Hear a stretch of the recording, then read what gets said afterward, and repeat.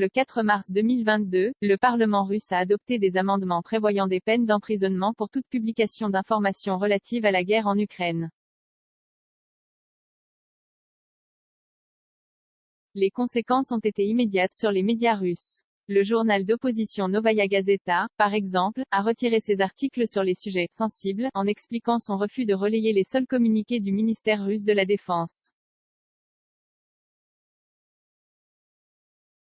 Les réseaux sociaux Facebook, Twitter et Instagram, qui servaient notamment aux opposants à la guerre à partager des informations, ont été bloqués par le gouvernement.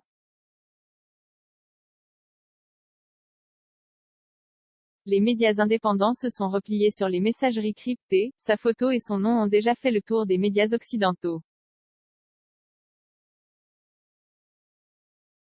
Lundi 14 mars, pendant la Vremia, le journal du soir de la chaîne publique russe Pervy Canal, Marina Ovianikova, productrice de 44 ans, a surgi derrière la présentatrice Ekaterina Andreeva.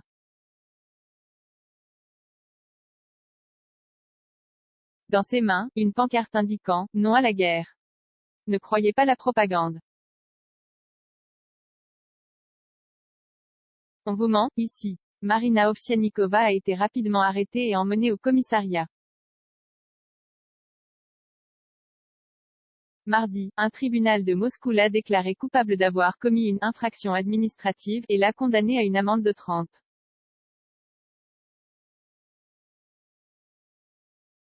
000 roubles, soit environ 250 €. Elle risque cependant toujours des poursuites pénales passibles de lourdes peines de prison.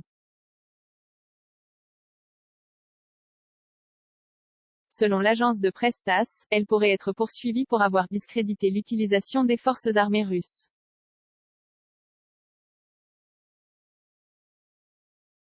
Des poursuites possibles grâce à l'arsenal législatif renforcé par Vladimir Poutine depuis le début de son invasion de l'Ukraine, qui réprime davantage la liberté d'expression. Des ballerines en une pour symboliser la censure. Vendredi 4 mars, la Douma, le Parlement russe, a adopté des amendements au code pénal, concernant toute la population et non les seuls journalistes.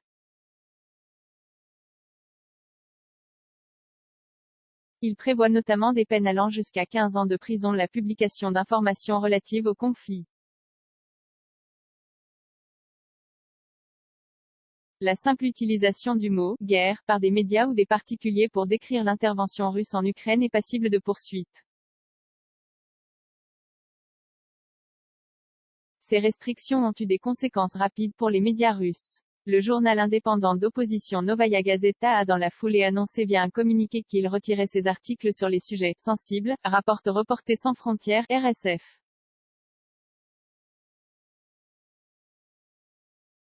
L'ONG de défense de la liberté d'information indique que le site d'information économique russe The Bell a également décidé de ne plus couvrir la guerre, pour protéger ses journalistes.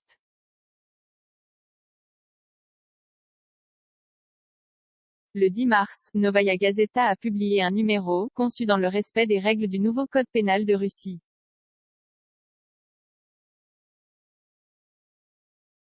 En couverture, des ballerines dansent devant un embrasement, référence au ballet que diffusait la télévision soviétique quand elle ne pouvait pas traiter de l'actualité. Ce journal explique pourquoi l'équipe ne parlera plus de l'Ukraine. La rédaction ne souhaite pas relayer les seuls communiqués du ministère russe de la Défense. Novaya Gazeta indique par ailleurs que le Roskomnadzor, l'agence russe de surveillance des médias et communications, a déjà fermé ou bloqué, totalement ou temporairement, une trentaine de médias.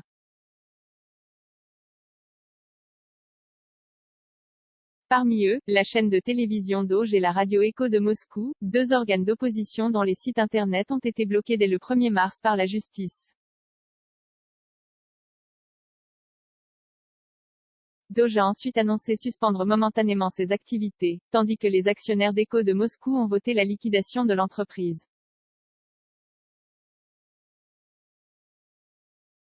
Offensive sur les médias indépendants. La guerre a permis au gouvernement de passer un cap supplémentaire dans la répression de la liberté de la presse.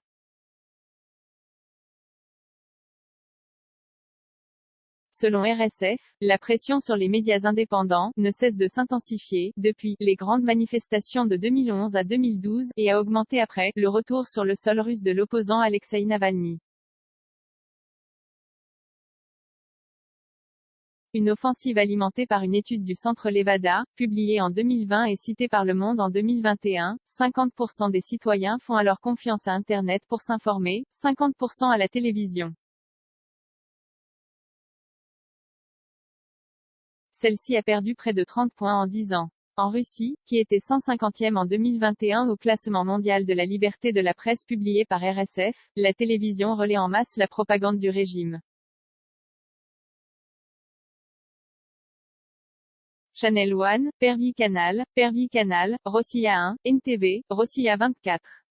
Qu'elle soit publique ou aux mains de proches du pouvoir, NTV appartient au géant Gazprom. Les chaînes sont devenues la source principale des Russes sur la guerre, ou opération spéciale, selon le vocable du Kremlin. Indépendance encryptée en juin 2021, Le Monde écrivait que, si plusieurs des grands journaux continuent de faire vivre un débat d'idées relativement libre, le traitement de la politique y est encadré, tout comme certains domaines des affaires.